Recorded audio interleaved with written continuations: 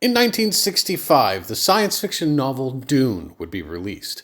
Written by author Frank Herbert, it would go on to spawn 23 novels, though only 6 of them were written by Herbert himself. Several of the others would be released by his son Brian and author Kevin J. Anderson. Because of its popularity, there were several attempts right away to bring it to screen, including one that would become legendary, by director Alejandro Jodorowsky. Taking enormous amounts of liberties with the source material, Jodorowsky would create a script that Frank Herbert would describe as the size of a phone book, and would have created a film that was about 14 hours long.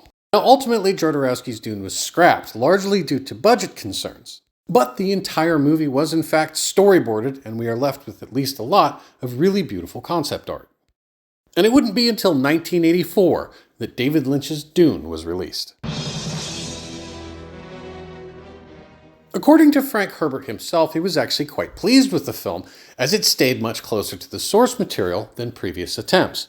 Starring Kyle MacLachlan as Paul Atreides, the film would take some liberties with certain parts of the Dune storyline simply because it was too hard to bring them to life with visual effects of today.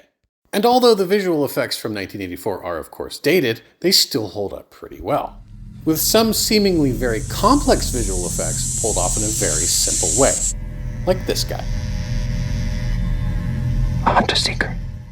This floating hypodermic needle, of course called a hunter seeker, is used in one scene to try and assassinate Paul Atreides. It's established in this scene that it uses a Spencer field to float through the air.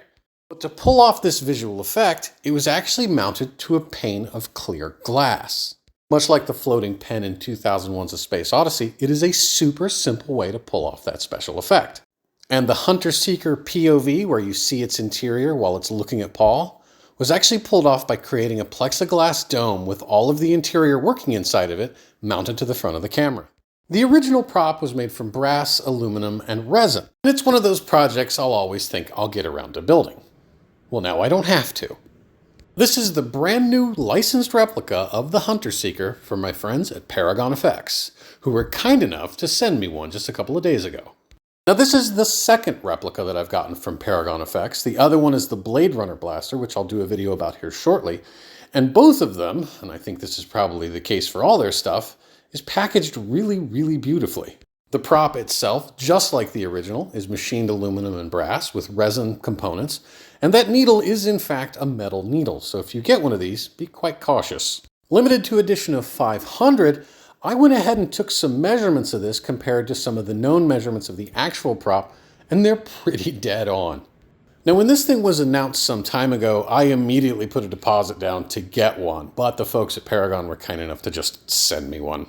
Thanks, Rylan.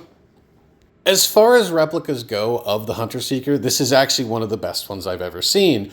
And if I had a complaint about it, it's that it doesn't actually float. But then the one from the movie didn't either. If you're interested in getting your hands on one of these, I can recommend it. However, just like Paul learned, grip it tightly.